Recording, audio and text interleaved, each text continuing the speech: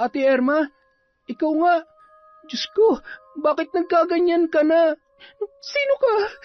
Ikaw bang kumuha sa anak ko? Masama ka. Ibalik mo siya sa akin.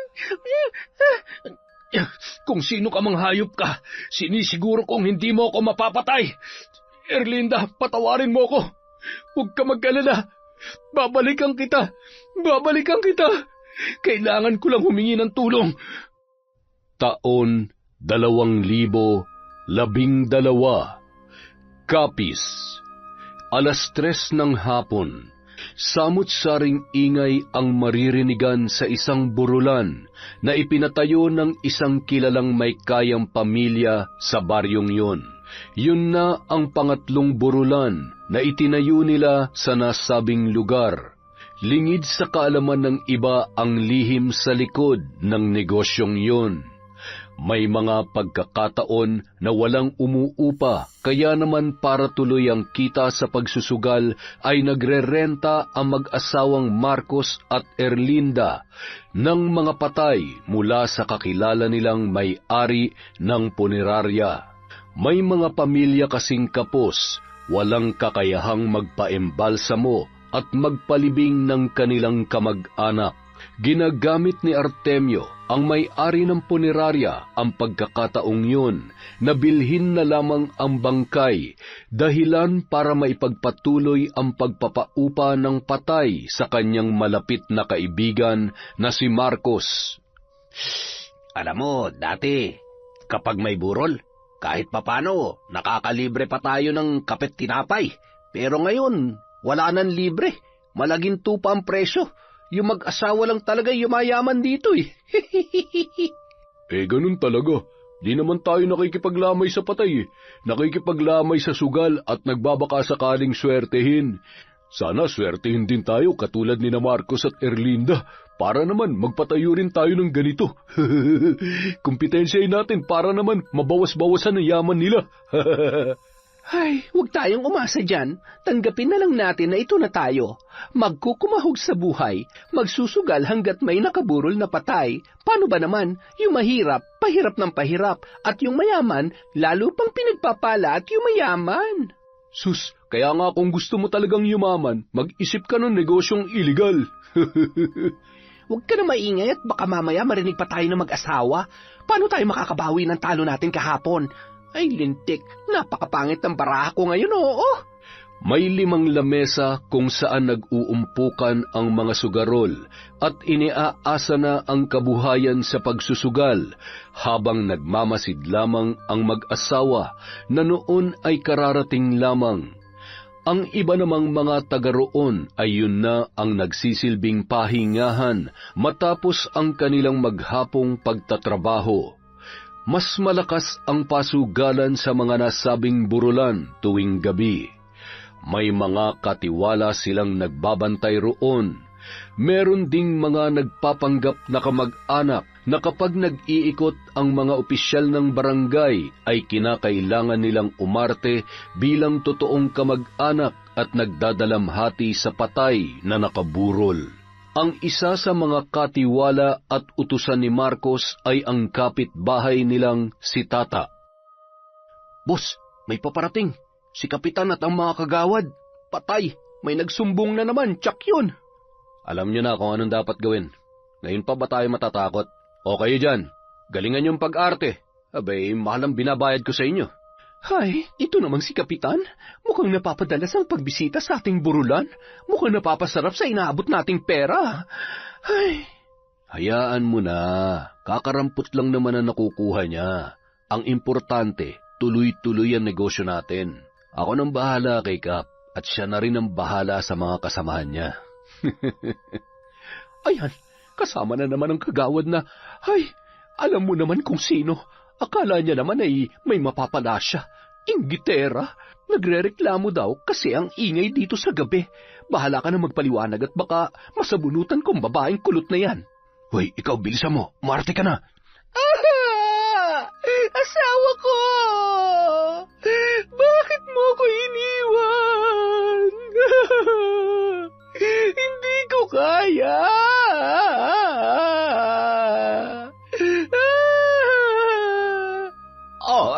tingnan ninyo.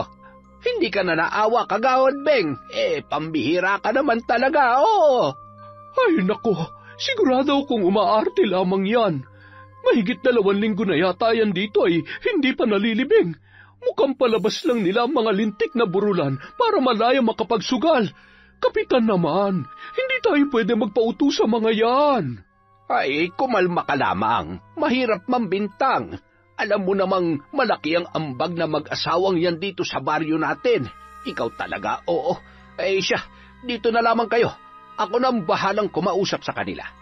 Magandang hapon po sa inyo, Kapitan. May problema po ba? Meron. Marami nang nakakahalata dito sa burulan mo. Pambihira naman, oo. Kapag nagkataon ay mapipilitan akong... Ay, Kap, mukhang walang laman ang bulsa mo ngayon ah. Magkano bang kailangan natin? Mamaya pupuntahan kita sa bahay mo. Sa tingin ko ay kailangan natin mag-usap ng masinsinan para naman maayos natin ang mga bagay-bagay. Siya. Basta yung ingay sa gabi ay medyo iwasan at mainit ng ulo ni Kagawad Beng. Kilala mo naman yan. Bagamat nag-iisa sa buhay ay talaga namang mainitin ang ulo. O paano? Aalis na kami. Hihintayin kita mamaya, ha? Yung pangako mo sa akin, ha? Malinaw, Kap. Salamat. Ay, small things. Pera lang naman ang katapat mo eh. At agad nang umalis ang mga opisyal ng barangay. Patago namang nanggagalaiti si Kagawad Beng dahil hindi siya naniniwala sa palabas na mag-asawa at alam niya rin na kinukonsinti yun ng kanilang kapitan. Kinagabihan, matapos umikot at makuha ang pera sa kani-kanilang katiwala ay umuwi na sila sa kanilang bahay sakay ng kanilang kotse. Si Tata ang nagmamaneho noon. Dumaan muna sila sa bahay ni Kapitan. Pagkababa ng sasakyan ay agad na iniabot ni Erlinda ang isang sobre na naglalaman ng 10,000. Siguro naman ay sapat na yan ngayong buwan para tantanan niya na tayo. Halos linggo-linggo na lang. Masyado nang namimihasa yan. Ay nako, huwag na mainit ang ulo mo, misis. Ako nang bahala. Dito ka lang, ha? Saglit lang ako. Ay, teka. Abutan mo nga ako ng isang malaking bote ng alak dyan. O, ayan. Huwag ka magtatagal, ha? Siguradong nagugutom ng anak natin sa kahihintay sa ating dalawa. Pati ako ay inaantok na rin.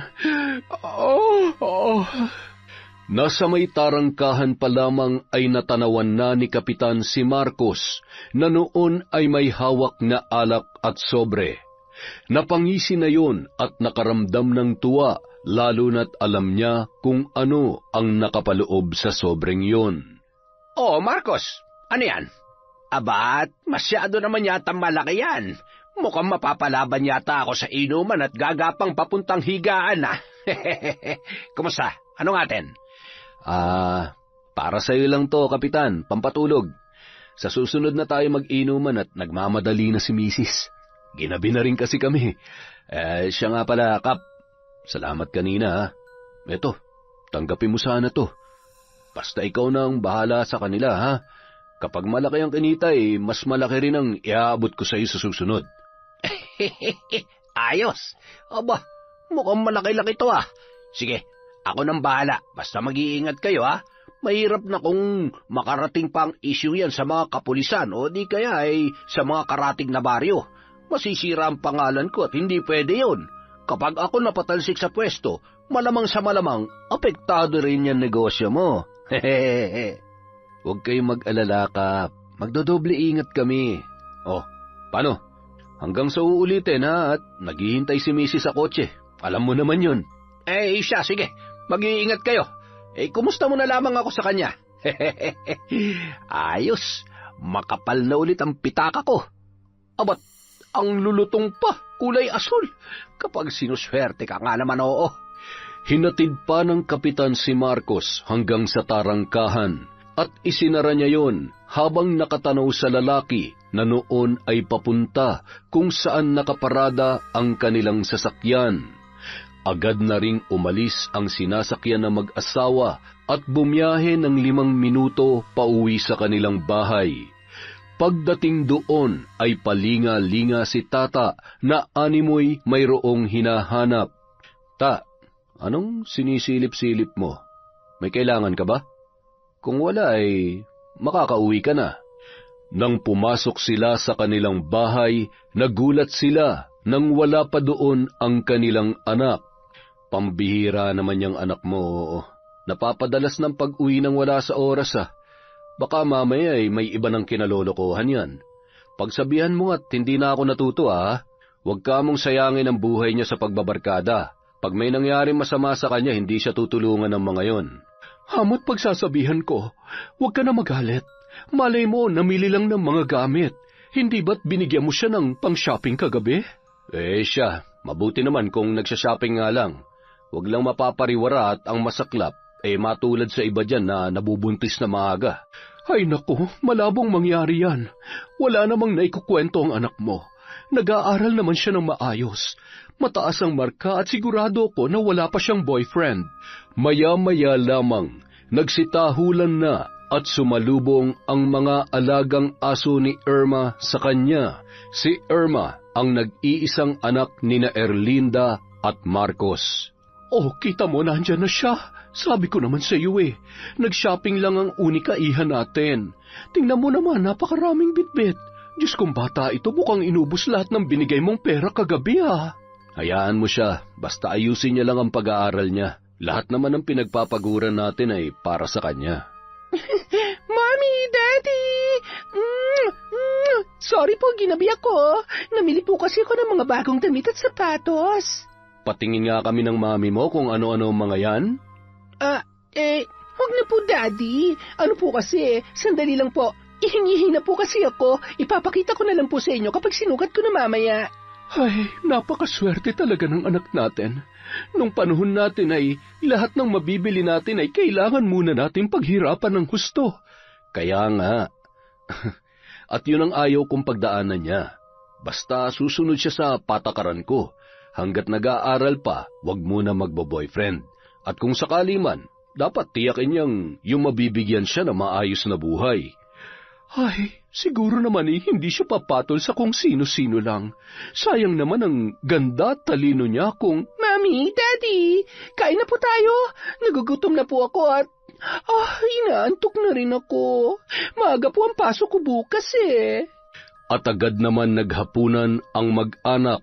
Nang tumungo sila sa kusina, ay nakapaghain na ang kanilang dalawang kasambahay. Oh, ano pang tinutunga-tunga nyo dyan? Tatawagin na lamang kayo kapag may kailangan kami. Agad namang tumungo sa sala ang dalawa.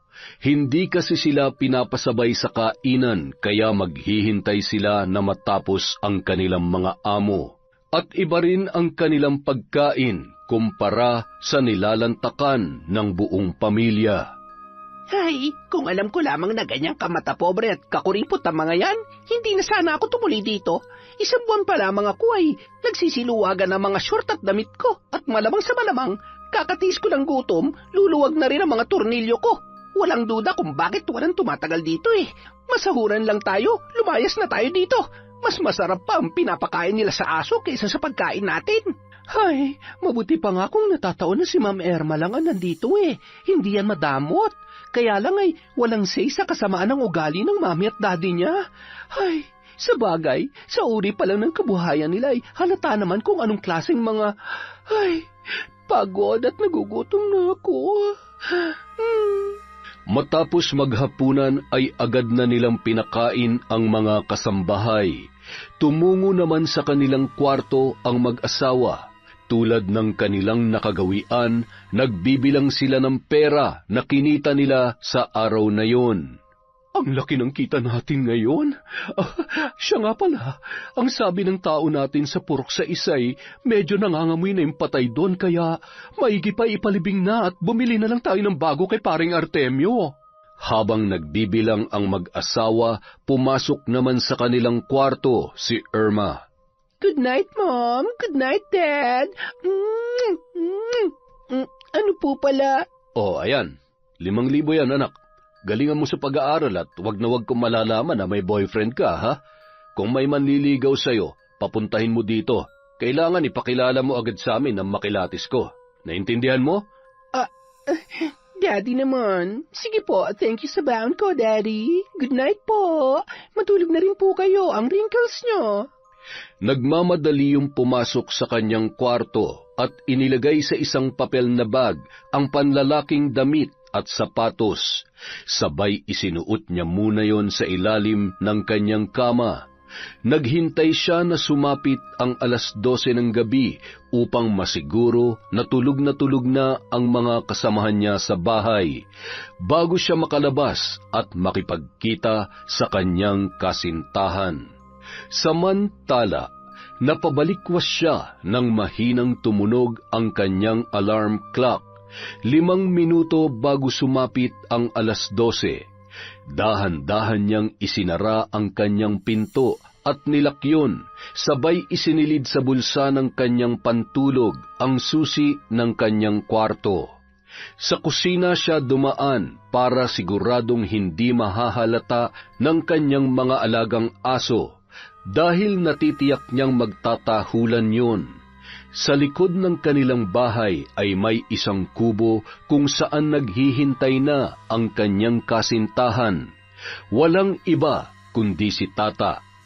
Agad niyang inilapag sa upuan ang kanyang mga bitbit at mahigpit na yumakap sa binata. Sigurado ka bang wala nakakita sa'yo at tulog na sila? Huwag ka mag-alala. Wala makakaalam na nagkikita tayo ng ganitong oras. Kumusta ka na? Okay lang ako. Siyempre, nag-aalala ako palagi sa'yo para sa atin. Alam mo naman ang sitwasyon natin. Ayan ka na naman eh. Pwede ba huwag ka na mag-isip ng kung ano-ano? Siya nga pala, may sorpresa ako para sa'yo. Tingnan mo to, para sa'yo yan. Damit at sapatos. Baby naman, hindi mo naman kailangan gawin to. Isa pa, sana pera na lang. Hindi ko naman maisusuot yan eh. Alam mo naman kung anong klase ng trabaho meron ako. Pa-extra-extra lang sa pagdadrive sa sasakyan ninyo. At syempre, kapag may iutos man ng tatay mo, sa punerarya lamang yun, kaya hindi ko naman magagamit to. Ay, akin na nga yan kung ayaw mo.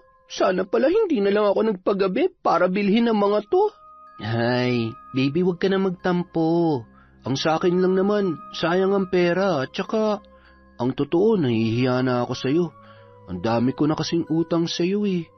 Utang? Baby, lahat ng binibigay ko sa'yo para sa'yo talaga. Pera man yan o gamit. Hindi yun utang. Ipunin mo yung perang binibigay ko sa'yo para may pera ka at kapag kailangan may magagamit ka. Okay? Napakaswerte ko naman talaga sa girlfriend ko, oo. Thank you, baby ah. Hayaan mo't magsusumikap ako. Darating din ang araw na makakabawi ako sa'yo. Maghahanap ako ng maayos na trabaho para kapag mag-asawa na tayo, maibibigay ko ng mga pangangailangan mo at ng mga magiging anak natin. Talaga? Thank you, baby. Naniniwala ako na hindi pa man sa ngayon ay darating din ang araw na maabot mo mga pangarap mo. Hihintayin kita at susuportahan kita. I love you. At nagpatuloy ang palitan ng matatamis na salita at sandali nina Irma at Tata. Matapos ang 1 oras ay nagmamadali na yung bumalik sa kanyang kwarto ng dahan-dahan.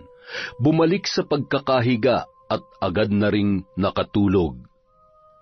Samantala, papasok na sana sa bahay si Tata nang tawagin yon ng kanyang kaibigan na si Rolly. Hoy, ano yan? Naks, mamahalin yan ah. Saan mo na-dekwat yan? Uy, bagay to sa akin. Ibigay mo na lang sa akin to, para naman mabawasan ang mga utang mo sa akin. Tol, pasensya ka na, hindi pwede. Regalo ng baby ko yan. O yan, 3,000. Meron ka ba dyan? Ayun! May pera ka naman pala eh. Hindi ka nagsasabi agad. Hayahay ka na naman ngayon ha? Sigurado ka bang baby mo yan? Baka naman sugar mommy na. Gago, akin na nga yan. Ang dami mong sinasabi. Oo yan. Bukas ng gabi ulit ha. Punta ka naman dun sa akin. Namimiss ka na namin, tol. Huwag ka na magbago para dyan sa baby mo. Hindi rin bagay sa'yo. Bah, gago ka talaga. Upakan kita dyan eh. Sige na, umuwi ka na. Ay, paano ko ba tatakasan ng bisyo na to? Kapag nalaman ni Irmang ginagawa ko, sigurado makikipaghiwalay sa akin yun. Pero dahil sa mga nangyari sa amin, siguro naman hindi na siya maglalakas loob na iwan ako at ipagpalit sa iba. Bah, lugi siya dun. At dumiretso na yon papasok sa kanilang bahay. Gulat naman siya nang tumambad sa kanya si Lola Tunying.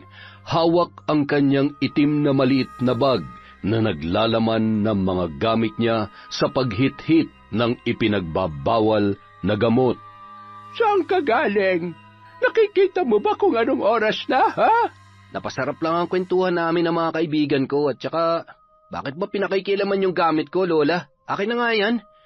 Ay, pambihira naman, oo. Ano yung mga bitbit mo? Ano ito? Anong ibig sabihin ng mga gamit na nakita namin ni Nonoy sa bag mo? Sabihin mo nga sa akin ang totoo. Kailan pa? Kailan ka pa nag-a-addict na lintik ka, ha? Lola, ano ba? Wala akong ginagawang masama. Wala rin akong dapat ipaliwanag sa inyo. Kung pagalitan niyo ako, parang wala na akong ginawang tama sa buhay na to ba? Baka nakakalimutan niyo ako nagtatrabaho dito para may pagkain kayo ng lintik na ampon niyo. Hindi kita pinalaking bastos. Alam mo kung ano ay kinagagalit ko. Oo, mahirap lang tayo. Hindi kita napatikim ng kahit anong karangyaan sa buhay. Pero ni minsan hindi ako nagkulang sa pagpapaalala sa iyo. Walang masamang maging mahirap. Ang masama ay magpalulong ka dyan sa bisyo mo. Yan ang tuluyang sisira sa buhay mo. Masisira ang buhay ko? Putya naman, oh. Eh di masira na ako masisira. Sarili ko nga magulang, hindi ako pinagmalasakitan eh. Bakit ikaw? Lola lang naman kita. Hirap sa'yo, masyado kang ano eh. Kuya, tama na. Huwag ka naman magsalita kay Lola ng ganyan. Ikaw lang naman ang inaalala niya. Tumahimik ka. Alam mo, rinding-rindi na rin ako sa'yo. Masyado kang bida-bida. Ano bang pinagmamalaki mo? Magaling ka sa eskwela at mabait? Wala akong pakialam dahil kahit anong gawin mo, itatak mo dyan sa kokote mo na ampun ka lang. Narinig mo? Hindi kita kapatid. Napulot ka lang ni Lola sa may simbahan kaya ampun ka lang. Salot ka sa buhay ko. Magsama kayong buwisit. Totoo po ba yun, Lola? Totoo po ba na ampun lamang ako? Na napulot niyo lamang po ako? Lola! Apo, makinig ka. Mahalaga pa ba kung kadugo kita o hindi? Mahal na mahal kita, kayong dalawa ng kuya mo. Alam mo naman yon, hindi ba? Pagpasensyahan mo na lamang siya. Baka napapagod lamang yon. Mas kailangan niya tayo ngayon. Huwag tayong mawawala ng pag-asa. Naniniwala ako na may tatama niya pa ang kanyang mga pagkakamali. Lola, ayos lang po ba kayo? Huwag mo akong alalahanin. Matulog ka na at may pasok ka pa bukas, Apo.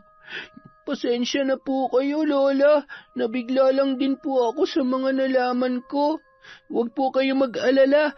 Alang-alang po sa inyo, susubukan ko pong intindihin si Kuya. Salamat, Apo.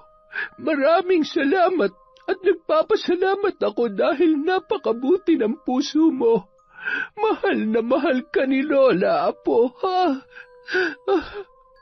Mahal na mahal ko rin po kayo, Lola.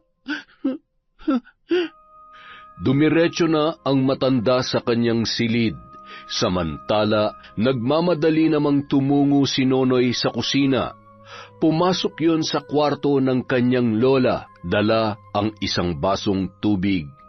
Hinimas pa ang buhok ng matanda at inalalayan sa paghiga. Nakangiting sinundan ng tingin ni Lola Tunying ang binatilyo habang naglalakad palabas sa kanyang kwarto. Makalipas ang 3 buwan, patuloy pa rin ang lihim na pagkikita ni na Irma at Tata. Wala ding kaalam-alam ang dalaga tungkol sa bisyo ng binata. Gayunpaman, sinusubukan nitong umiwas kaya kahit papaano ay nalilimitahan nito ang paggamit ng ipinagbabawal na gamot. Hanggang isang araw, walang pasok si Irma dahil araw ng Sabado. Ramdam niya ang labis na pagkahilo, kaya naman pinili niya na lamang na mahiga kesa bumangon at maglakad-lakad sa labas katulad ng kanyang nakagawian. Samantala, sa may garahehan ng kanilang sasakyan, abala si Tata sa paglilinis ng kotse ng kanyang amo at nagkakape naman sa balkonahe ang mag-asawang sina Marcos at Erlinda habang pinagmamasdan ang binata. Alam mo, asawa ko, yang si Tata, sayang gwapo siya at masipag din naman. Sayang lang dahil hindi siya nabigyan ng pagkakataon na makapag-aral. Siguro kung nakapagtapos yan, maayos ang buhay niya ngayon. Hayaan mo siya, ganun talaga, kanya-kanyang kapalaran ng buhay. Yung mga katulad niya, kontento na sa ganyan. Sarili lang ang kayang buhayin at hindi na nangangahas magkapamilya. Kawawa lang ang magiging anak niyan. Tapos, ang alam ko, gumagamit pa yan ng ipinagbabawal na gamot. Ano? Seryoso ka ba? Oo, marunong akong kumilatis na mga ganyan. Halata naman sa kilos at pangangatawan. At saka, ilang beses ko na rin nakita yan na kasama yung mga bantog na adik dyan sa sentro. Ay, naku, alam kaya ng kanyang lola? O baka naman kinukonsinti o hindi naman kaya ay hindi na mapagsabihan dahil si Tata ang bumubuhay sa kanila ng isa niya pang apo. Ay, naku. Walang mararating ang mga taong ganyan. Diyan naiikot ang buhay nila, magtrabaho para sa bisyo. Ilang sandali lamang, pinilit ng bumangon ni Irma dahil nararamdaman niya na ang pangangasim ng kanyang sikmura. Nang bumangon yon ay diretso sa kanyang banyo at doon ay hindi na napigilan ang pagsuka. Hawak ang kanyang sikmura at sinabayan pa yon ng pandidilim ng kanyang paningin. Habang nasa labas ng banyo ang dalawang kasambahay ay nagkatinginan sila na animoy iisa ang iniisip ng mga sandaling yun. Patay! Ay, buhay! Lagot, mukhang nagbunga ng pagtatagong paglabas-labas niya sa hating gabi. Tawagin mo si Madam, dali! Ihahakbang pa lamang ng isang kasambahay ang kanyang mga paa ay siya namang pagdating ng mag-asawa. Ano nangyayari? Sino yung nagsusuka? Erlinda, bakit sumusukay ang anak mo? Ha? Hindi ko alam. Pare-pareho naman tayo ng kinain kagabi. Ay, sandali nga. Tumabi nga kayo. Asikasuhin yung mga trabaho nyo. Bilis! Anak, ayos ka lang ba? Okay lang po ako, Mami. Nahihilo po ako. Nandidilim po ang...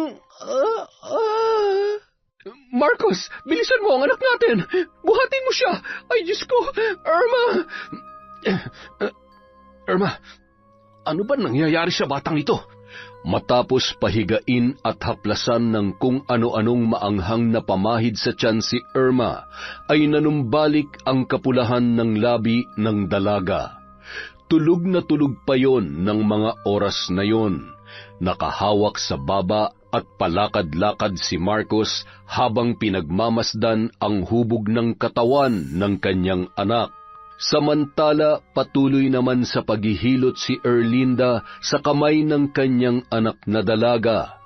Naghihinala na siya sa kalagayan ni Irma habang pinagmamasdan ang dibdib nito at ang pagbabago sa katawan ng kanyang anak.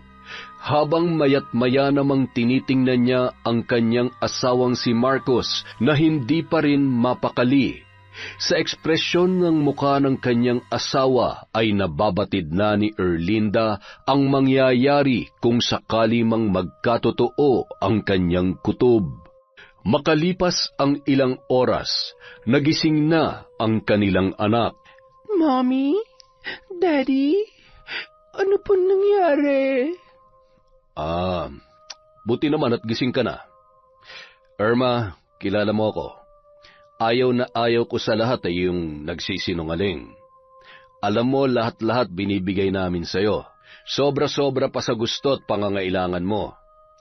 Ngayon, tatanungin kita. Ibigay mo sa akin ang totoong sagot na kailangan ko.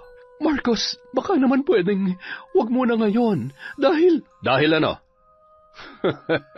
O baka naman magkasabwat na kayong dalawa. May alam ka ba sa nangyayari sa kanya? ay, siyempre wala. Ano ka ba naman?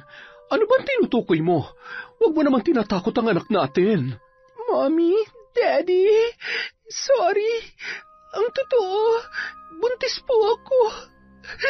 Buntis po ako. Ay, sinasabi ko na nga ba eh. Malandi kang bata ka. Mapapatay kita! Daddy, please. Aray ko. Nasasaktan po ako. Maawa po kayo sa baby ko. Bitiwan mo ang anak natin. Hindi mo ba narinig? Buntis ang anak mo at pwede siyang mapahamak. At ang batang dinadala niya dahil sa ginagawa mo.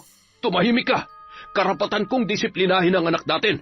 Ngayon, sabihin mo sa akin, Irma, sino ang tatay ng batang yan? Sino? Sumagot ka! Kung ayaw mong... Marcos, tama na sabi. Mommy, Daddy, si Tata.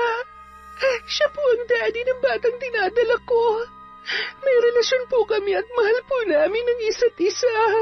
Anong sabi mo? Anak ng putya naman oo. Siraulo ka ba, ha? Naturingan kang matalino, nagpabuntis ka sa adik na yon? Hindi ko matatanggap ang batang dinadala mo, pati na rin ang hampaslupang ama niyan. Mapapatay kong lalaking yon. Sisiguruhin ko na makukulong siya. Daddy, huwag po. Nakikiusap po ako. Mahal na mahal ko po si Tata. Pareho po namin ginusto mga nangyari. Huwag niyo po siyang sasaktan at ipapakulong. Wala po siyang kasalanan.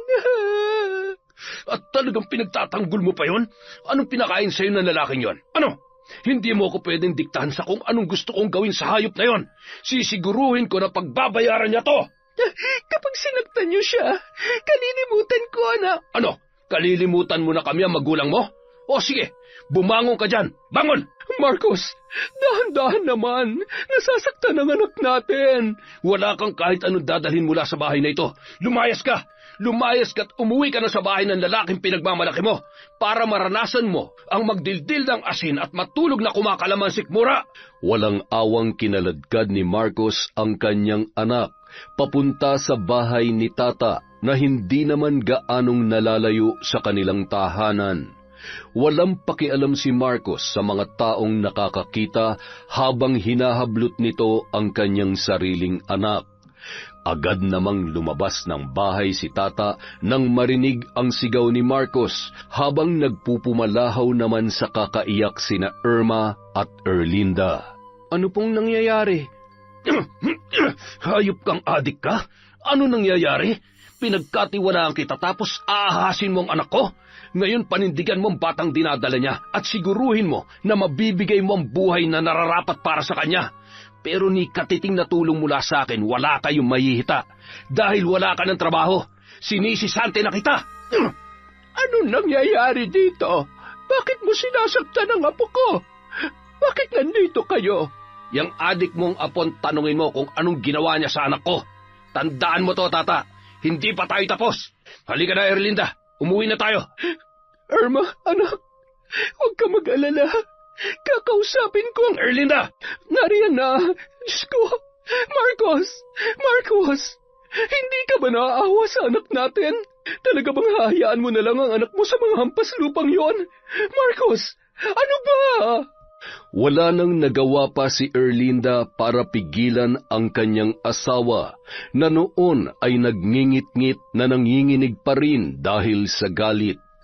Nang makarating sa loob ng bahay, ay pinaghahagis at pinagbabasag ang anumang bagay na kanyang madampot. Hindi pa yun nakontento, pinagsusuntok noon ang pader hanggang sa dumugo ang nakakuyom pa rin noong kamao at doon ay tuluyan ng humagulgol ang lalaki. Hayop na lalaking yun. Sinira niyang buhay at pangarap natin para kay Irma. Humanda siya. Pahihirapan ko siya. Marcos, tama na. Isipin mo na lang ang anak natin. Ano na lang ang mangyayari sa kanya kung tuluyan na nating hahayaan si Irma sa poder nila? Mapapahamak lamang siya. Hindi ko kakayanin kapag may nangyari masama sa aking anak. Wag na wag kang gagawa ng labag sa kagustuhan ko. Gusto kong pagsisihan niya ang lahat at siya mismo ang magmakaawang bumalik sa pinto ng pamamahay na to. Matapos sabihin yon ay tumungo na siya sa kanilang kwarto at padabog na isinara ang pintuan. Patuloy naman sa paghagulhol si Erlinda na hindi malaman ang gagawin para muling maayos ang problema ng kanilang pamilya. Sa kabilang banda, habang nakaupo sa isang pahabang upuan sa sala si Irma ay pinapatahan naman yon ni Tata. Yakap-yakap habang hinahaplos ang likod nito at hinahawi ang buhok.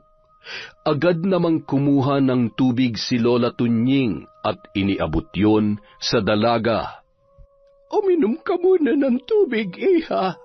Huwag ka nang umiyak at makakasama lamang dyan sa batang nasa sinapupunan mo. Hindi rin masusolusyonan ang problema niyo sa pag-iyak. Ginusto niyo yan, hindi ba? Ay, ngayon, magiging magulang na rin kayo. Hindi lamang mga sarili niyo ang uunahin niyo, kundi ang kapakanan ng magiging anak ninyo. Ikaw, Tata, responsibilidad mo mag-inang yan. Pilitin mong magsumika para sa kanila. Huwag mo na kaming intindihin ni Nonoy at kami na ang bahalang dumiskarte para sa amin. Huwag mo lamang pababayaan ang mag-ina mo.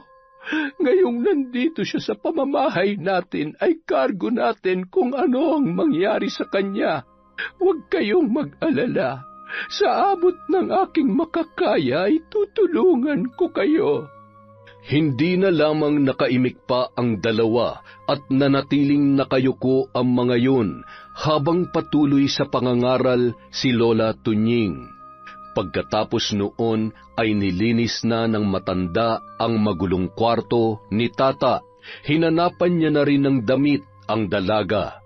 Iniabot niya yon kay Tata at pasimpleng kinausap ang kanyang apo. Huwag mong mamasamain ang sasabihin ko. Ngayong magiging tatay ka na, tuluyan mo ng kalimutan ang bisyo mo. Hindi basta-basta ang pagpapamilya. Isa pa, ano na lamang ang mararamdaman ni Irma kapag nalaman niya na... Alam niya ba? Meron ba siyang alam? Wala po. At huwag niyo na po sanang... Hindi ko po alam kung anong gagawin ko sa ngayon. Wala na akong trabaho at kayo na lang po munang bahala kay Irma. Kailangan ko po makahanap na mapagtatrabahuhan. Napabuntong hininga na lamang si Tata bago tumungo sa kanyang kwarto. Naawa siya sa kalagayan ni Irma. Alam niya na maninibago yon sa uri ng buhay na kanyang kakaharapin dahil sa biglaan nitong pagbubuntis. Baby, pagtiyagaan mo muna ang damit na to, ha? Huwag kang mag-alala. Bibilhan kita ng bago para mas komportable ka. Salamat, baby. Salamat. Dito ka lang muna, ha? Kapag may kailangan ka, si Lola na muna ang bahala sa'yo. Maghahanap lang ako ng pwedeng ekstrahan para maibigay ko ang pangangailangan nyo ng anak natin. Mahal na mahal kita. Huwag kang mag-alala. Hindi kita pababayaan at gagawin kong lahat para patunayan sa tatay mo na kaya ko kayong buhayin. Baby, tungkol pala sa sinabi ni tatay kanina. Totoo bang... Naadik ako?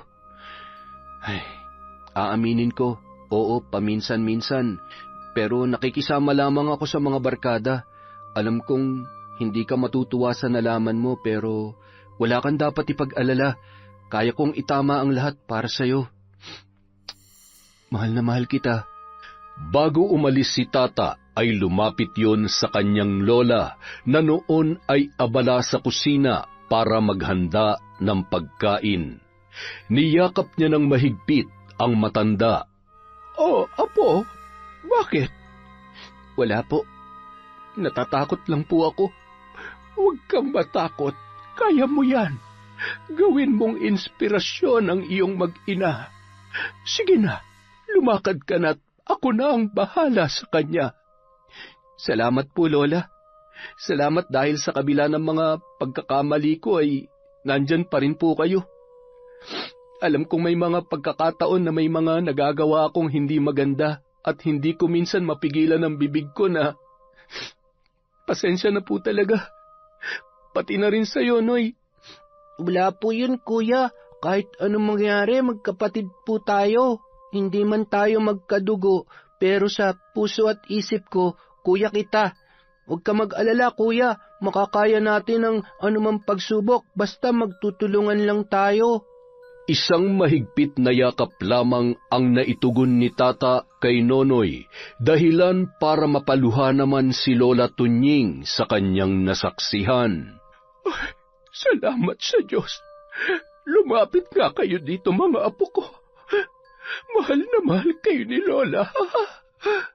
Hindi nagtagal, lumakad na si Tata para umalis, hanggang sa sinamahan siya ng isang operator ng tricycle sa bayan. Doon ay nakapasok siya bilang boundary driver, mamamasada at magbibigay ng 200 sa may-ari araw-araw, at ang sobra ay siya ng kita niya sa araw na yun. Makalipas ang 1 buwan, tuwang-tuwa si Lola Tunying sa laki ng pagbabago ng kanyang apo. Naging mas responsable yon at nakita niya kung paano nagpupursigi sa buhay. Natutuwa siya na bagamat pagod sa pamamasada ay naglalaan pa rin yun ng oras para alagaan at iparamdam kay Irma ang pagmamahal at pag-aalaga na kailangan ng nagdadalang tao. Sa loob ng 6 na buwan ay naging maayos ang takbo ng kanilang buhay. Nasanay naman na si Irma sa simpleng pamumuhay na meron siya. Natuto rin yon sa ilang mga gawaing bahay sa tulong ni Lola Tunying. Kung paano naging masaya at kontento si Irma sa bago niyang buhay, ay siya namang dobleng galit na nararamdaman ng kanyang mga magulang sa kanya at lalong-lalo na kay Tata.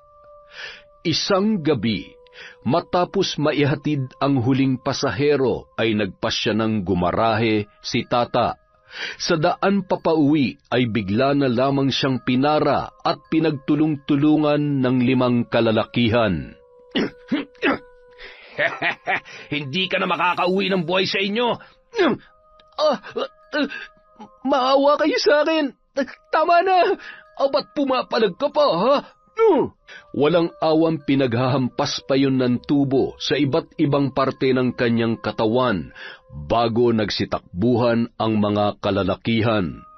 Buti na lamang ay nadaanan yon ng mga kasamahan niyang kapwa tricycle driver na siyang tumulong na maiuwi si Tata sa bahay. Nang makarating siya sa kanila, ay nagsisigaw ang isang lalaki sa labas na humihingi ng saklolo. Naririnig naman nila ang hiyaw ni Tata na animoy namimilipit sa sakit. Agad namang lumabas ng bahay si Lola Tunying, Nonoy at Irma na hindi makapaniwala sa kanilang nakita. Anong nangyari sa apo ko? Tata, Diyos ko, ang dami niyang dugo. Nonoy, bilisan mo. Tulungan mo siyang buhatin ang kuya mo. Buti na lang hot, nadaanan namin siya. Tinambangan ho ng mga kalalakihan at pinagtulong-tulungan po siya. Hindi naman po siya napuruhan sa ulo, kaya lang mukhang nabali ang buto niya sa paa. Paano po? Uuwi na rin po kami at baka nag-aalala ng misis ko. Maraming salamat sa inyo, iho. Pagpalain kayo nawa ng Diyos. Lola, kailangan natin siyang dalhin sa ospital. Huwag. Ayos lang ako. Wala tayong pera para sa... Baby, gumising ka! Tata! Napakahayop ng kung sino mang may gawa nito sa kanya. Nagtatrabaho ng maayos ang apo ko. Marahil hindi niya nakinaya ang sakit. Dahil sa kursong nursing, may kaalaman si Irma sa pagbibigay ng pangunahing lunas at malaking tulong yon upang umayos ang lagay ni Tata. Nang magkamalay ay iniinda pa rin niya ang kanyang nabaling buto sa paa. Dahil sa kanyang kalagayan ay pinanghinaan na siya ng loob, lalo't alam niya na hindi na siya makakapagtrabaho. Kailangan ka naming madala sa ospital. Bali ang paa mo at posibleng lumalayan kung wala nga tayong pera. Naintindihan mo ba yon? Yung pera na pinapatabi ko sa'yo para sa panganganak mo yon. At kahit ano mangyari, hindi natin pwedeng galawin yun. Hindi pwede. Kahit na mabulok yung paa mo. Ikaw lang naman ang iniisip ko. Kailangan mo magpa-doktor. Ayan, gamitin mo yan. Hindi naman mangyayari to kung hindi dahil sa akin. Mabuti pa, bumalik na lamang ako sa amin. Alam ko namang napapagod ka na. Ayaw ko mamawalay sa'yo pero kung kinakailangan at yun ang mas makabubuti ay iiwan mo ako. Babalik ka na sa mga magulang mo. Baby, naiintindihan mo naman kung bakit hindi ba? Ayaw ko makitang nahihirapan ka ng dahil sa akin. Nahihirapan?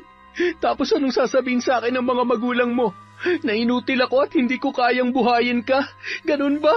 Baby, hindi. Sige, naiintindihan ko na. Baka nga matagal ka nang nagtitiis. Sige na, umalis ka na. Bilisan mo. Ano ba naman kayo? Diyos ko naman. Huwag naman kayong basta-basta na lamang nagdedesisyon. Sigurado ka ba sa sinasabi mo, Tata? Ano bang hindi malinaw sa sinabi ko? Ano pang iniintay mo? Umalis ka na! Patakbong lumabas habang humahagulgol si Irma na sinundan naman agad ni Lola Tunying. Irma, apo, pasensya ka na. Naiintindihan mo naman siguro kung bakit niya nasabi ang mga yon. Kung gusto mo talagang bumalik sa mga magulang mo'y wala naman akong magagawa para pigilan ka. Isa pa, hindi ko maibibigay ang pangangailangan mo. Habang nag-uusap sina Lola Tunying at Irma sa tapat ng tarangkahan ng bahay na mag-asawang Marcos at Erlinda, ay siya namang dating ng mga yun. Inihinto ang sasakyan at bumaba. Anong ginagawa niyo sa tapat ng pamamahay ko, ha? Ano, Irma? Siguro nagugutom ka na sa poder ng mga hampas lupang yan. Hindi ba yan ang buhay na gusto mo?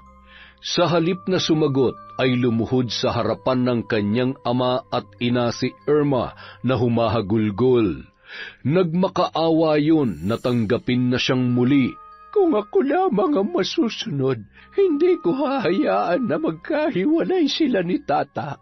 Kaya lamang ay nadisgrasya ang apo ko at wala kaming pakialam kung anong nangyari sa apo mo. Buhay man siya o patay, ay ano naman ngayon? Karma niya lamang yun sa pagsira ng pamilya namin at pagsira niya sa buhay at pangarap namin para kay Irma. Tumayo ka nga dyan, anak. Ngayong bumalik ka na sa amin, hinding-hindi ka na makikita pa ng inutil niyang apo. Asawa ko, halika na't pumasok na tayo sa loob. Balitaan mo na lamang kami pag natuluyan ng apo mo. Ako nang bahala sa burulan niya. Wala nang nagawa pa si Irma sa pambabastos ng kanyang mga magulang kay Lola Tunying.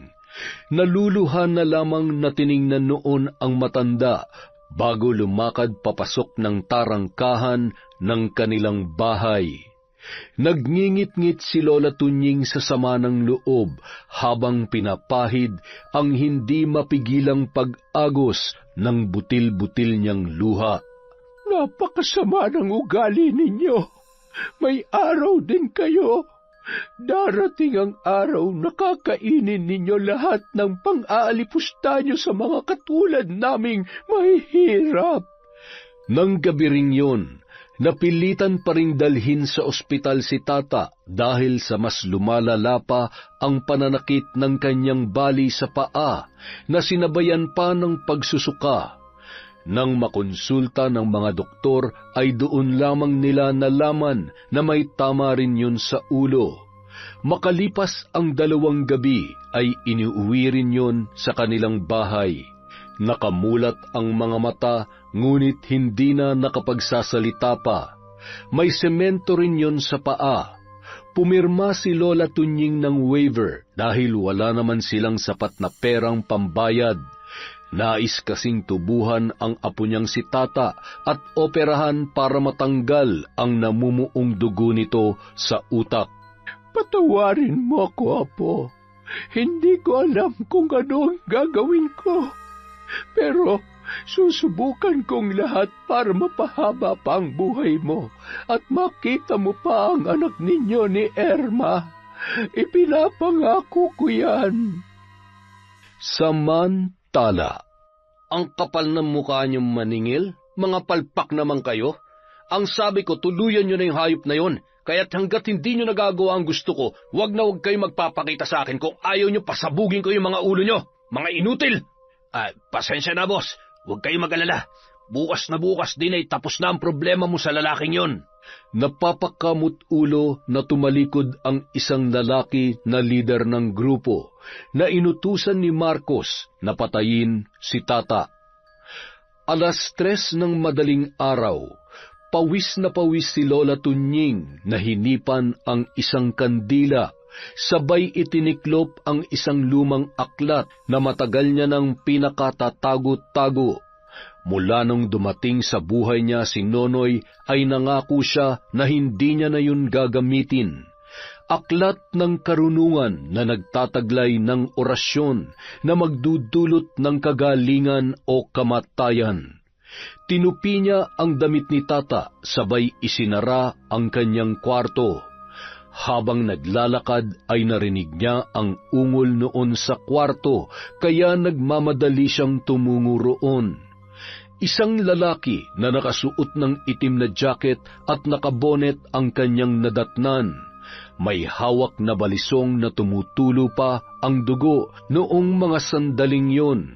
Kasabay ng malakas na sigaw ni Lola Tunying ay itinulak siya ng lalaki at nang matumba ang matanda ay tumakbo yun, sabay tumungo sa kusina. Nang bumangon si Nonoy ay likod na lamang ng lalaki ang kanyang nakita. Agad niyang tinungo ang kwarto kung saan nagpupumalahaw si Lola Tunying. Lola? Kuya? Kuya! Hayop! Hayop at walang puso ang gumawa nito. Tapos na ang pagtitimpi ko. Pilit nilang binubuhay ang galit sa aking puso. Humanda sila. Sisiguruhin ko na magbabayad sila. Buhay at kamatayan ay papalitan ko ng sakit, kamalasan. Papatayin ko sila. Kinaumagahan, laman ng balita ang tungkol sa biglaang pagkamatay ni Tata. Hindi ipinaalam ni Lola ang tungkol sa totoong dahilan ng pagpanaw ng kanyang apo. Sa tulong ng operator ng tricycle na nagpaabot ng tulong ay agad nilang naipalibing si Tata. Hindi na yon ibinurol pa dahil sa kakulangan ng pera. Lola, iniisip ko lang po kung makakabuti na dito lang tayo. Baka po kasi balikan tayo ng... Ngayon pa ba tayo matatakot? Mga hayop sila. Kapag umalis tayo dito ay hindi natin malalaman ang katotohanan. Kailangang mabigyan ng hustisya ang pagkamatay ng kuya mo. Malakas ang hinala ko na may kinalaman dito ang mga magulang ni Erma. Alam po kaya ni Ate Erma ang nangyari kay kuya? Kung sakaling sila ang nagpapatay kay kuya, para na rin nilang tinanggalan ng kaligayahan si Ate Erma, pati na rin ang magiging apo nila. Ayos lang kaya yan kay Ate Erma? Sana, kung pati sarili nilang anak sasaktan nila, baka pati impyerno'y iluwa na sa kanila. Magpahinga ka na po. May pasok ka pa bukas. Ilang araw ka nang hindi nakakapasok. Ipaubaya mo na lamang sa akin ang lahat. Lola, hindi naman po sa sinusuway ko kayo. Ayaw ko lang po na mapahamak din kayo. Apo, Huwag kang mag-alala dahil hindi nila ko kaya. Hindi basta-bastang kapangyarihan at kaalaman lamang ang gagamitin ko laban sa kanila. Kahit gaano man sila katapang, kayaman at kawalang konsensya, kukuyon pa rin sila katulad ng makahiya na isang ihip ko lamang ay titiklop na. Kinaumagahan, kakaalis lamang noon ni Nonoy para pumasok sa eskwelahan. Inililigpit ni Lola ang mga gamit ni Tata habang patuloy sa pag-agos ang kanyang mga luha. Hindi pa rin maibsan ang kirot sa kanyang puso. Nang marinig ang boses mula sa may tarangkahan ng kanilang bahay, ay agad siyang lumabas. Nanginig ang kanyang kamay nang makita ang mag-asawang Marcos at Erlinda na may bitbit na bulaklak para sa patay. Anong ginagawa niyo dito? Nabalitaan kasi namin ang nangyari kay Tata. Sa kabila ng mga pinagdaanan natin ay gusto pa rin naming magpaabot ng pakikiramay kaya... Mga hayop kayo! Wala kayong puso! Paano niyo nagagawang... Tandaan niyo ito! Lalabas din ang katotohanan at sisiguruhin ko na magbabayad kayo! Anong pinagsasasabi mo? Huwag mo kaming pagbintangan at hindi kami mga kriminal. Baka nakakalimutan mong adik ang apo nyo, kaya malamang sa malamang mga kapwa niya lang din ang tumira sa kanya. Halika na, Marcos. Nagsasayang lamang tayo ng oras dito. Nagmamalasakit ka na nga ay minamasama pa ng hampas lupang matandang ito ang ginagawa mo. Dahil sa ginawa ng mag-asawa, ay lalo lamang nadagdagan ang galit na nararamdaman ni Lola Tunying. Samantala, makalipas ang 5 buwan, napapabalitang isa-isa nang isinara ang mga burulan dahil sa nadiskubre na at marami nang nagpatotoo sa iligal na gawaing yun. Sa katunayan ay nakulong si Marcos, ngunit nakapagpiyansa rin. Matapos naman ang 9 na buwan at nakapanganak na si Irma, tuluyan yung nasiraan ng bait, dala ng matinding depresyon matapos ikulong sa isang kwarto. Lalo lamang yung nabaliw nang malaman niyang patay na si Tata. May binili silang bagong bahay sa Karatig Lalawigan at doon siniguro nilang hindi makakatakas ang kanilang anak. Hanggang sa isang araw, iniabot ni Erlinda ang malaking halaga ng pera sa isa nilang kasambahay. Ma'am, sigurado po ba kayo na ilalayo ninyo ang batang ito sa anak ninyo? Kawawa naman po si Ma'am Irma. Huwag mo akong pinangangaralan dahil alam ko kung ano makabubuti sa anak ko. Umalis ka na at huwag ka nang babalik. Ikaw na ang bahala sa batang yan. Sa iyo na kung gusto mo, o kung ayaw mo naman, edi ipampun mo na lang. Sige na, umalis ka na. Sapat na ang perang yan bilang kabayaran at kung sakali man, para buhayin ang batang yan. Agad nang umalis ang kasambahay, karga-karga ang sanggol. Samantala, patuloy naman sa pagwawala si Irma sa kanyang silid. Ibalik niyo sa akin ang anak ko! Tata! Tulong! Tulungan mo ako! Mommy, please! Ibalik niyo sa akin ang anak ko! Anak ko! Shh! Huwag ka nang umiyak! Nandito na si Mommy! Habang kinakalampag ang pinto ng kwarto, dumudugo na ang kamaunoon sa lakas ng puwersa at pagpupumilit na mabuksan yun. Maya-maya, kinuha noon ang isang unan at kinarga sabay hinele na parang bata. Kinakausap niya pa yun habang patuloy sa pagkanta at pagsayaw-sayaw. Nang marinig ng mag-asawa na kalmado na yun, ay binuksan nila at pinagmasdan ang kanilang pinakamamahal na anak na si Irma. Mas makabubuti kung dalhin na natin siya sa mental hospital. Lalo lamang lumalala ang kalagayan niya. Seryoso ka ba? Hindi baliw ang anak natin. Ano na lamang ang sasabihin ng mga kaibigan natin kung malalaman nila na nasa mental hospital siya? Walang dapat makaalam sa nangyayari sa kanya. Ang alam nila ay nasa ibang bansa ang anak natin. Nag-aaral, kaya hindi po pwedeng... Ay, buo ng desisyon ko. Bukas na bukas ay susunduin na yan dito. Hindi pwede maubos ang oras natin sa pagbabantay sa kanya. Kailangan natin mag-isip at ibangon muli ang negosyo natin dahil paubos na ang pera natin. Ano ba namang mga kamalasan na nangyayari sa atin? Marcos, ayaw ko maghirap tayo. Ayaw ko magmukhang kawawa sa mata ng mga kaibigan natin. Hindi ko hayaang mangyari yan. Makakabangon tayo ulit.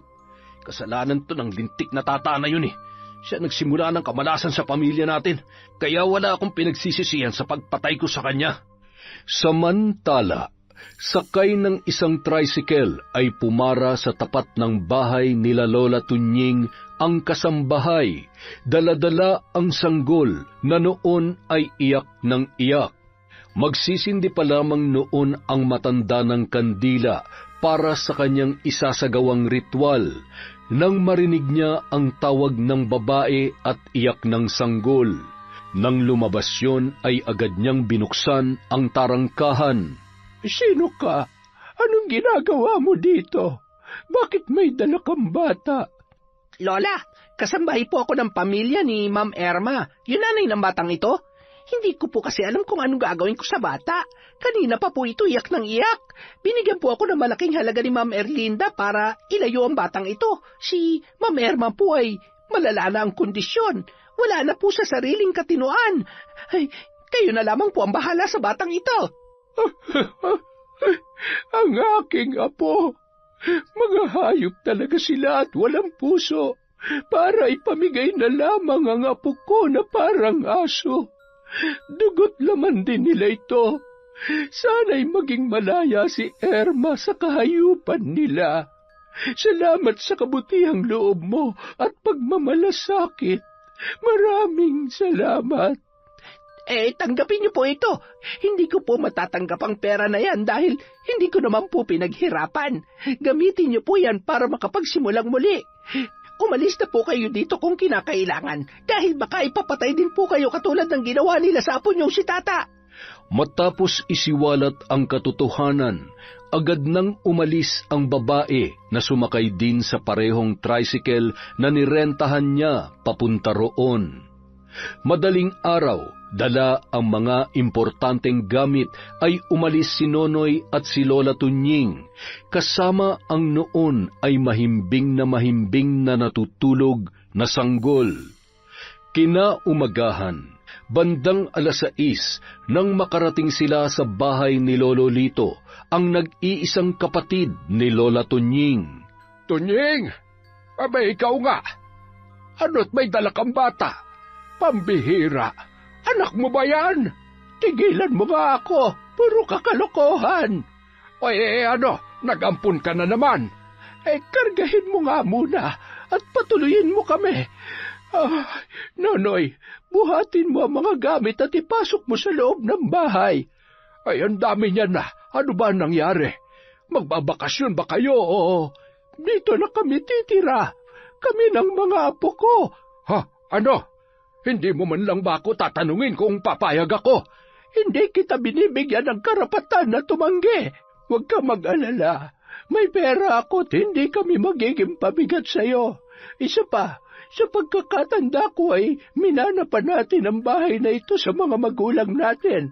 Kaya hindi mo pwedeng ipagkait ang napakalaking bahay na ito sa akin. Sinabi mo may magagawa pa ba ako? Mano po, Lolo? Salamat. Kaawaan ka ng Diyos, Apo. Binatang-binata ka na. Teka, kanino bang anak ito? At nasaan si Tata? Anak po yan ni Kuya Tata. Lolo, wala na po si Kuya. Patay na po siya. Ilang buwan na rin po ang nakakalipas. Ano? Sus Mariosep, ano nangyari? Biktima ng walang pusong magulang ng nobya niya. Ipinapatay nila si Tata. Pinagkaitan nila ng pagkakataon na makita man lamang niya ang batang yan. Hindi ko akalain na may mga ganoong klase ng tao. Pero ngayon, malaya ko nang maipaghihiganti ang kanyang pagkamatay. Abay, dapat lamang. Patikimin mo na malupit na barang ang mga hinayupak na yon para naman magtanda at mabigyan ng katarungan si tata. Huminahon ka, yung puso mo. Baka mauna ka pa sa kanila. Nang sumunod na gabi, habang umiinom ng alak si Marcos ay nakangisi niyang binubuo sa kanyang isipan kung paano muling ibabangon ang kanilang negosyo. Samantala, habang nasa kwarto ay inaalala pa rin ni Erlinda ang kalagayan ng kanyang anak na si Irma na noon ay nasa mental hospital na. Maya-maya, binuksan niya ang aparador para kunin ang kanyang mga gamit na pinagpaplanuhan niyang ibenta upang may maidagdag sila sa kanilang puhunan. Laking gulat na lamang niya na sa halip na gamit ay biglang gumuho ang napakaraming anay na hindi niya malaman kung saan nagmumula ang mga yon. Hindi ito maaari. Hindi pwedeng masira ang mga bagat mamahaling damit ko. Aray! Sisigaw na sana yon nang biglang nanuyo ang kanyang lalamunan. Napahawak sa kanyang leeg at pilit na lumakad papalabas ng pinto ng kwarto para humingi ng saklolo sa kanyang asawa. Bago pa man makalabas ay malakas na biglang sumara ang pinto kasabay ng pagkamatay ng mga ilaw. Anumang pihit niya ay hindi niya mabuksan yon. Samantala, nung mga oras na yon ay malakas na binibigkas ni Lola Tunying ang mga kahindik-hindik na salita habang hawak ang isang manika na kulay itim. Wala nang mas masarap pa na makita kang nahihirapan, Erlinda. Mararanasan mo ang bangungot sa totoong buhay. Uubusin ko ang lakas sa iyong buong katawan at sariling katinoan. Ikaw mismo ang kikitil sa iyong buhay. Kamatayan na hindi mo matatakasan. Paghihirap at takot na hindi mo na kaya pang takbuhan, Erlinda. Ito na ang hudyat ng gabi ng iyong kamatayan. Yang dila mo mapang-alipusta ay dapat hilahin at sumayad sa katulad sa kung gaano kababa ang tingin mo sa aming pamilya. Katulad nito. Samantala, patuloy sa paggapang si Erlinda, nakalawlaw ang dila at sayad na sayad yun sa sahig. Halos lumuwa na rin ang kanyang mga mata at lumuluha ng dugo. Kasabay ng pagbukas ng ilaw ay nanumbalik ang itsura noon sa normal. Humarap sa salamin sa kanyang napakalaking aparador. Bigla yung nabiyak kasabay ng kanyang pagngisi. Ang ilang parte ay tuluyang nabasag at nahulog sa sahig. Patuloy naman sa paggapang ang nakakapangilabot na mga anay sa buong kwarto. Nililipad ang kurtina sa bintana at kitang-kita ang biglang pagdilim ng kalangitan at pagguhit ng sunod-sunod na kidlat. Dinampot ni Erlinda ang bubog at mahigpit na hinawakan yon. Humahalakhak pa habang pinagmamasdan ang tumutulong dugo sa kanyang kamay. Dahan-dahan na nilapit sa kanyang muka ang matalas na bubog, sabay hiniwa ang kanyang pisngi habang humahalakhak at lumuluha ng dugo. Tila ba wala yung maramdamang sakit hanggang sa laslasin nito ang sariling pulso at saka lamang naramdaman ang hapdi ng kanyang mga sugat. Kasabay ng paghiyaw sa kirot ay biglang bumukas ang aparador at may pwersang humila sa kanya papasok doon. Nagsisisigaw siya at pilit na kinakalampag yon para makalabas sa naturang aparador. Erlinda! Katapusan mo na! Katapusan mo na! Sino ka? Sino ka? Tama na! Tigilan mo na ako! Pinatay ninyo ang apo ko, kaya papatayin ko rin kayo. At ngayon, ikaw ang uunahin ko. Unti-unti ka ng lalamunin ng dilim hanggang sa mahulog ka sa nagbabagang putik sa impyerno. Marcos, tulong! Natatarantang binuksan ni Marcos ang pinto, hawak ang mga susi, matapos marinig ang malakas na hiyaw ni Erlinda bago yun malagutan ng hininga. Nang tuluyang mabuksan ang pinto ay kitang-kita niya ang mga bakas ng lupang durug-durog na pinamahayan ng mga anay at ang dumadanak na dugo mula sa aparador. Bigla na lamang bumukas yun at sumambulat ang wala ng buhay na si Erlinda. Ano nangyari? Erlinda, bakit mo ko iniwan? Habang humahagulgol ang lalaki ay nakarinig siya ng sitsit at mahinang bulong sa kanyang tainga. Sa bawat bulong ay napapasigaw siya at naguguluhan hanggang sa napapahawak na siya sa kanyang ulo na gulong-gulo. Pinatay mo siya! Ikaw ang pumatay sa kanya! Hindi! Wala akong pinapatay! Hindi ako natatakot sa'yo! Tumigil ka na! Ikaw naman ang isusunod ko! Ikaw naman! Kung sino ka mang hayop ka, sinisiguro kong hindi mo ako mapapatay. Erlinda, patawarin mo ko. Huwag ka mag-alala. Babalikan kita. Babalikan kita. Kailangan ko lang humingi ng tulong. Pilit na nilalabanan ni Marcos ang magulo niyang isip at ang walang katapusang mga bulong at halakhak sa kanyang tainga habang nagmamaneho papunta sa kanyang kaibigan na si Artemio. Nang makarating ay nababakas ng kaibigan nito ang pagkabahala sa muka ni Marcos. Ano ba nangyayari sa'yo? Anong oras na? Bakit napadalaw ka? Hindi ba't naipasara mo na yung... Kailangan kong tulong mo at ng mga tauhan mo. Patay na si Erlinda. Hindi ko may paliwanag kung ano nangyari. Yung itsura niya at yung mga nangyayari pakiramdam ko. Hindi normal at alagad ng demonyo lang ang kayang gumawa nun. Ako na rin ang isusunod niya. Papatayin niya na rin ako. Kumalma ka nga muna. Umupo ka. Ay, binabarang ka na yata ng mga pamilya ng...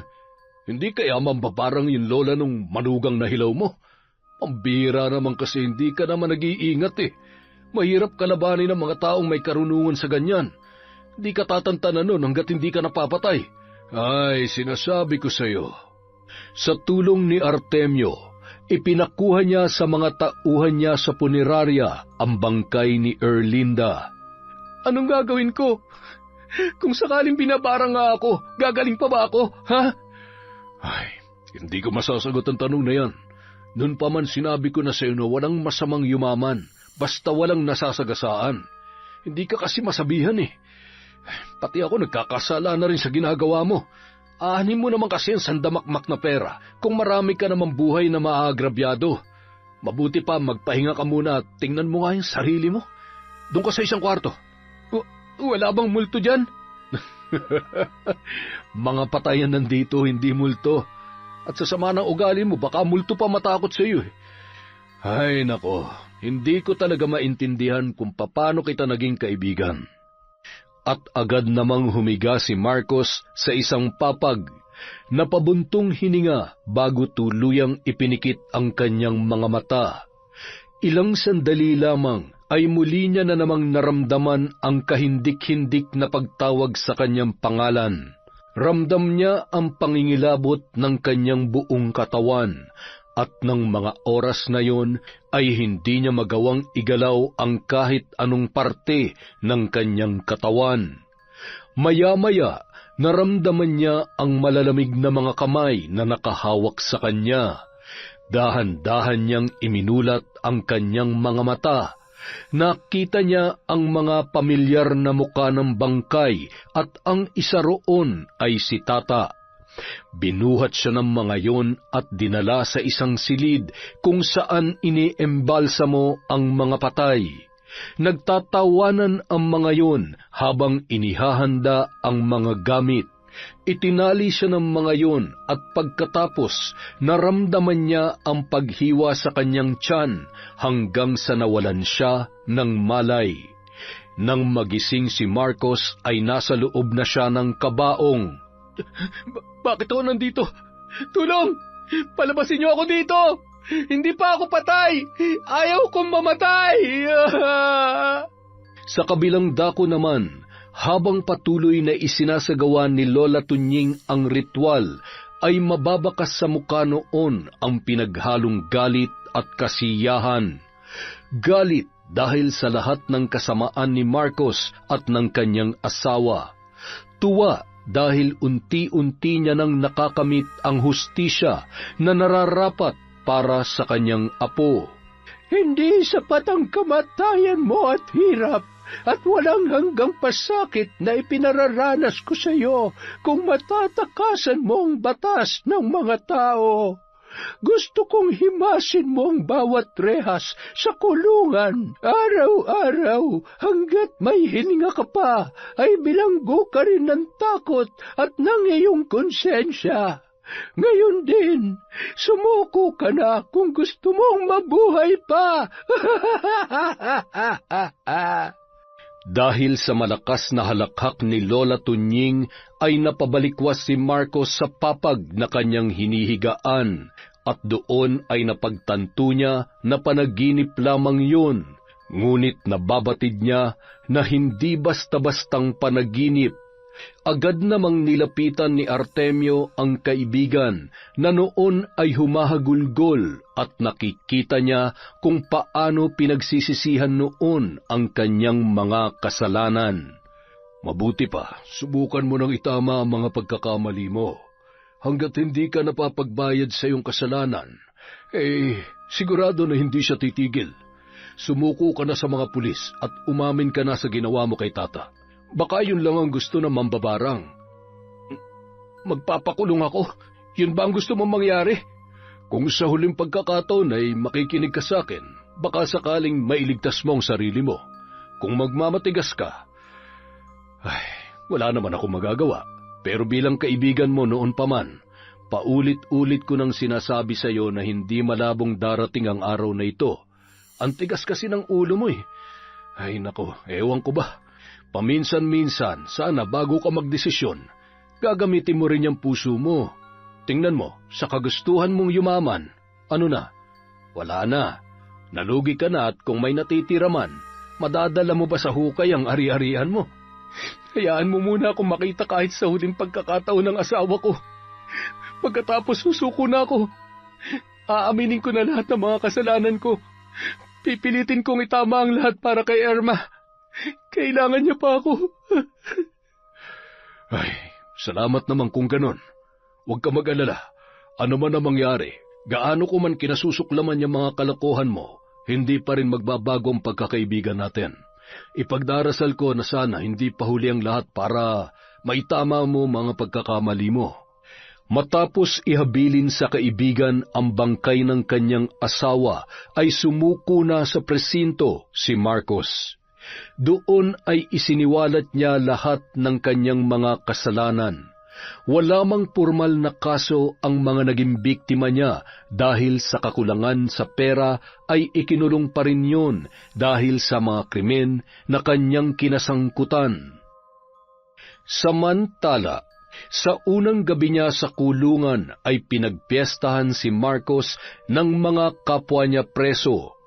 Ni hindi maipagtanggol ang sarili at tinigilan lamang yon nang tuluyan na siyang mawalan ng malay. Nung mga oras na yon, naghahanda na si Lola Tunying na tuluyang tapusin ang kasamaan ni Marcos. Ngayon ay nararamdaman mo na ang pait at sakit na ginawa mo sa apo kong hayop ka. Hindi ka na naawa. Sinubukang magbago ng apo ko para sa anak mo dahil mahal na mahal niya si Irma. Hindi na kayo nakontento Pati bata na walang kamuwang-muwang ay idinamay ninyo. Ang kikitid ng mga utak nyo. At sa pagkakataong ito, wala na akong ititirang awa para sa'yo. Tatapusin na kita. Kasabay ng mga katagang yun ay ang malakas na pag-iyak ng sanggol na noon ay nasa higaan. Namumula yon sa kakaiyak at nang hawakan ni Nonoy ay agad yung sumigaw sa labis na pag-aalala. Lola, si baby! Inaapoy po ng lagnat! Patakbong tinungo ni Lola Tunying ang bata at kinarga. Ilang sandali lamang nagkatinginan sila at tumahan yon na parang walang nangyari. Ngumisi pa, sabay hinawakan ang daliri ni Lola at matamis na ngumiti ang sanggol. Naalala niya ang gabing unang kinarga niya si Tata. Napaluha siya at noon ay naunawaan niya ang nais ipahiwatig ng pangyayaring yun. Patawarin mo ako, Apo. Hindi ko lang talaga kayang sikmurain ang lahat ng kasamaan na ginawa nila sa tatay mo at maging sayo. Huwag kang mag-alala. Ngayong nasa kulungan na ang Marcos na yon at wala na rin ang matapobre mong lola. Pinapangako ko na gagawin kong lahat para makasama mo ulit ang nanay mo. Pangako, alang-alang sa kaligtasan mo, ipagpapasa Diyos ko na lamang ang lahat. Dahil hindi kakayanin ni Lola kung ikaw ang magbabayad sa kasalanan ko. Mahal na mahal kita, Apo ko. At siguradong mahal ka rin ng tatay mo kahit na hindi na natin siya kasama ngayon. Makalipas ang 1 buwan, patuloy pa rin sa paghahanap sina Lola Tunying at Noynoy mula nang malaman nila na tumakas si Irma sa mental hospital na pinagdalhan sa kanya ng mga magulang. Ipinagpatuloy na rin ni Nonoy ang kanyang pag-aaral. Hanggang isang araw, papatawid noon si Nonoy nang matanawan ang isang babae na patakbo-takbo na animoy may hinahanap. Nakita niyo ba ang anak ko? Hoy, anak ko yan! Ibalik mo sa akin yan! Anak ko yan! Ate Irma, ikaw nga. Diyos ko, bakit nagkaganyan ka na? Sino ka? Ikaw bang kumuha sa anak ko? Masama ka! Ibalik mo siya sa akin! Aray ko, ate. Ate, hindi po. Si Nonoy ito, kapatid ni Kuya Tata. Alam ko kung nasan ang baby mo. Makakasama mo siya, kaya huwag ka nang umiyak at magalit. Ang bawat dumaraan na nakakakita ay punong-puno ng awa sa kanilang mga mata. Sa itsura ni Irma ay mababakas ang kaawa-awang pinagdadaanan niya. Isinama na yon pauwi ni Nonoy.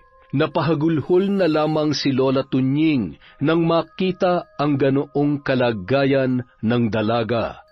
Ay, Diyos ko, anak! Buti at hindi ka napahamak. Halika, papaliguan na lang muna kita. Umiiyak ka? Nawawala din anak mo? Tubig ba yan? Malamig yan. Malamig. May baby? Naririnig mo yon? Umiiyak yung baby ko. Sandali lang ha, baby ko. Hanapin natin ang baby ko. Magagalit si Tata kapag binabayaan ko siya. Mahal na mahal yung baby namin. Alam mo ba yon? Matapos mapaliguan, dinala ni Lola Tunying si Irma sa kwarto kung saan naroon ang kanyang anak. Dahan-dahan na nilapitan habang humahagulhol si Irma at tinititigan ang kanyang sanggol. Baby ko! Ikaw nga! Nang kargahin yun ni Irma, ay bigla na lamang gumuhit ang matatamis na ngiti na animoy ramdam na ramdam ang pagmamahal ng kanyang ina. Ay, makalabas nga muna at tumutulo na ang sipon ko sa akin nakikita. Kawawa naman ang mag-inang ito. Hindi sila magiging kawawa dahil malaya na sila. Tayo ang pupuno sa pagmamahal at pagkalinga na kanilang kailangan. Gagaling pa si Irma. Gagamutin ko siya at aalalayan na matanggap niya ang lahat-lahat ng mga nangyari, lalo na ang pagkamatay ni Tata.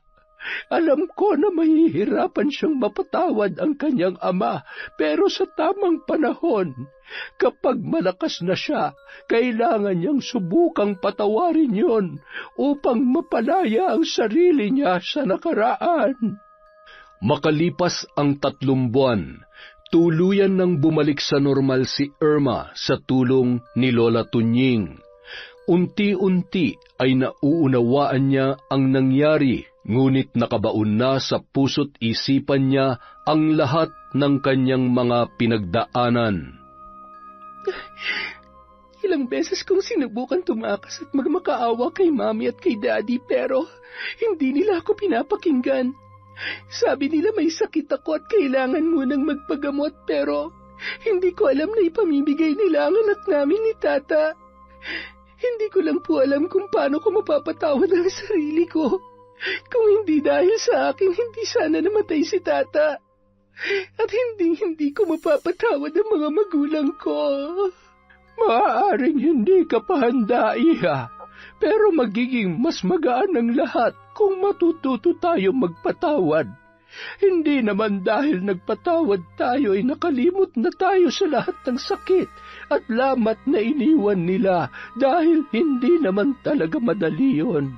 Ang pagpapatawad ay para sa kapayapaan ng puso at isipan mo.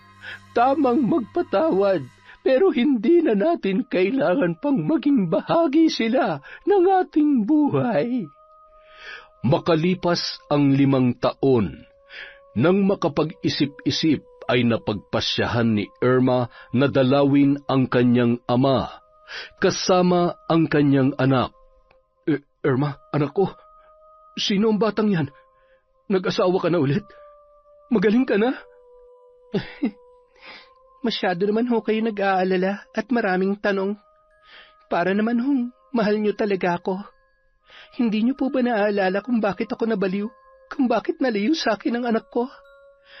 Ay, pero salamat sa Diyos dahil sa kabila ng lahat, sa lahat-lahat ng ginawa niyo para maging miserable ang buhay ko at ng mga taong mahal at importante sa akin. Heto, binigyan niya pa rin ako ng pagkakataon na patunayan sa inyo na kaya ko rin palang maging mabuting ina kahit wala akong pera. Hindi pa ako nakapagtapos. Kasi yung totoong pagmamahal, hindi ko naranasan yon. Dahil bukod sa material na bagay at pera, wala na kayong ibang kayang ibigay sa akin. Nagkamali ako. Nabuntis ako. Oo, mali ako doon. Pero kailangan niyo ba talagang ipapatay si Tata? Kailangan ba talagang ilayo niyo sa akin ang anak ko? Wala kayong awa. Wala kayong puso. Hindi ko hinihiling na mapatawad mo ako, anak. Sapat na sa akin na makita kayo ng apo ko. Huwag niyo akong tatawaging anak at wala kayong karapatang tawaging apo siya. Pinapatawad ko na kayo, pero hanggang doon na lamang yon. Patawarin niyo rin ako dahil hindi ko nasunod ang pangarap niyo para sa akin. Salamat pa rin ho dahil tinuruan niyo ako kung paano maging magulang, at yun ay ang hindi gawin ang ginawa niyo sa akin sa anak ko. Aalis na rin ho kami. Mag-iingat ho kayo at sana naiintindihan niyo kung bakit hindi ko na kayang ibalik pa ang dati. Sa labas ng kulungan, naghihintay sina Lola Tunying at Lolo Lito. Umiiyak ka na naman. Kaya ayaw kong makita pa ang tatay mo, baka biglang hukayin ko yung aklat sa pambabarang sa sobrang gigil ko. Dapat akong pinapasok niyo para naman nakatikim siya ng kamao ko. Sigurado magtatanda siya kapag... Ay sus, napakalakas ng hangin. Kumapit ka lito at baka matangay ka. Hey, pambihira. Hindi ka na nga makapatay ng lamok, manununtok ka pa. Umuwi na tayo. Mukhang ikaw ang makakaubos ng pasensya ko. Maraming salamat po sa inyo, Lola. Dahil sa inyo naranasan ko na magkaroon ng masayang pamilya. Kahit hindi ko kayo kadugo, walang araw na hindi namin naramdaman ng anak ko ang pagmamahal ninyo. Walang anuman, Apo. lahat ay gagawin ko para sa inyo. Alang-alang na rin kay tata. Tingnan mo itong apo ko. Kamukhang kamukha ng tatay niya. Napakagwapo. Bunga ng suporta at pagtutulungan bilang isang pamilya, nakapagtapos ng pag-aaral si Irma at di nagtagal ay naging maayos ang takbo ng kanilang buhay. Masaya, payapa at higit sa lahat, walang inaapakang tao katulad ng mga naging gawi ng kanyang mga magulang na sina Marcos at Erlinda. Yon, napakaganda na naman po ng kwento natin, di ba? Ayos yun ah. Dahil dyan, marami tayong utang. Meron na naman tayong shout out. Simulan po natin kay Susan Kurugan, kay Agnes Fontanilla. Hello po kay Catherine Fantinalgo from Hong Kong. Hi kay Bea Dalisay. Hello kay Jane the Explorer. Hi po kay Monica Nieves. Hi kay Filipina Palsario. Kay Loretta Bobes. Hi kay Yanel. Hello po kay Alma Naong. Hello kay Vicky Yabut. Shout out kay Al San Jose. Kay Chantel Bell from Malaysia. Hello po, The Unexpected Moments from Singapore. Sa Castellanes family from Fritzel. Hi kay Babs Emmanuel Escobel. Hi kay Aliyah Mitch. Kay Joan Fangolo. Hello po kay Dolores Santos. Happy birthday kay Marlon Malakas. Hi kay Ampy Foster. Kay Estela Olano. Kay Dimples Yumi. Hello po kay San Pogi Cabron. Shout out kay Marites Nalika. Kay Dayan Supapo from Riyadh. Hello kay Louie Guansing from Santa Rosa, Nueva Ecija. Kay Lynn Casas from Davao. Hi po kay Trinidad Nilda. Hello kay Russell Matsumoto from Japan. Kay Elvira Malakas at sa buong family. Kay Prince Quen Vlog from Saudi and Bacolod. Hello po kay Hana Maylin Sesgundo. Kay Lori Joy Lagrimas from Malaysia. Hi din po kay Jude Ringor Soriano. Hi kay Josefina Fuelias. Sa Galedo family in Cabuyao, Laguna from Rai. Hello kay Kurt Mina. Para naman po sa mga hindi napasama sa shoutout ngayon, huwag po kayong mag-alala. Marami pa po tayong nakapilang videos. Again, mag-iingat po tayong lahat. Maraming salamat mula sa Kwentong Enteng.